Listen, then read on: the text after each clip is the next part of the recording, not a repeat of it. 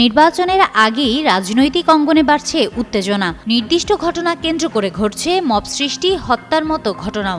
যদিও এসব ঘটনার জন্য অপশক্তিকে দুষছে বিএনপি। কারাই জনতার মধ্যে জনতা নয়, কে ছদ্মবেশী আর কারাই বা পরিবেশ অস্থিতিশীল করতে পেছন থেকে নাড়ছে কলকাঠি, তা নিয়ে সংশয় প্রকাশ করেছে দলটি।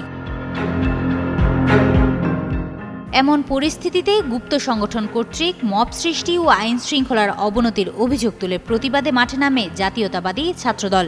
সোমবার বিকেলে রাজধানীর নয়াপল্টনে আয়োজিত বিক্ষোভ মিছিল থেকে সংগঠনের সভাপতি রাকিবুল ইসলাম রাকিব সরাসরি অভিযোগ করে বলেন, শিক্ষা প্রতিষ্ঠানে সুষ্ঠু পরিবেশ নষ্ট হচ্ছে, আইন শৃঙ্খলার অবনতি ঘটছে, অথচ বাহিনীগুলো নির্বিকার। ওয়ালটন এখন দেশের সীমানা পেরিয়ে পৌঁছে গিয়েছে 50টিরও বেশি দেশে। ওয়ালটন, ঘরে ঘরে বিশ্বজুড়ে। তার ভাষায় রাতের আধারে গুপ্ত মিছিল হয়, আর সেটাকে রাজনৈতিক ইস্যু বানিয়ে তারেক রহমানকে জড়িয়ে অপপ্রচার চালানো হয়। এজন্য সরকারকে দোষারোপ করেন তিনি।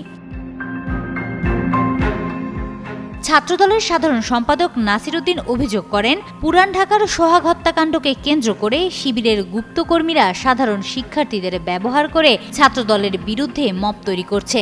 অথচ আরও অনেক হত্যাকাণ্ড ঘটে গেলেও সেগুলো নিয়ে তারা কোনো শিক্ষার্থীকে বিভ্রান্ত করছে না। তিনি জানান, এই অপতৎপরতার প্রতিবাদেই ছাত্রদলের বিক্ষোভ। বিশৃঙ্খলা নয়, শান্তিপূর্ণভাবে নিজেদের অবস্থান জানাতেই তারা রাস্তায় নেমেছে। এদিন দুপুর থেকেই নয়াপল্টনে জড়ো হন ছাত্রদলের নেতাকর্মীরা। মাথায় লাল কাপড়, হাতে পতাকা, স্লোগানে স্লোগানে মুখরিত হয় পুরো এলাকা। হিমাতুল জান্নাত, যুগান্তর নিউজ।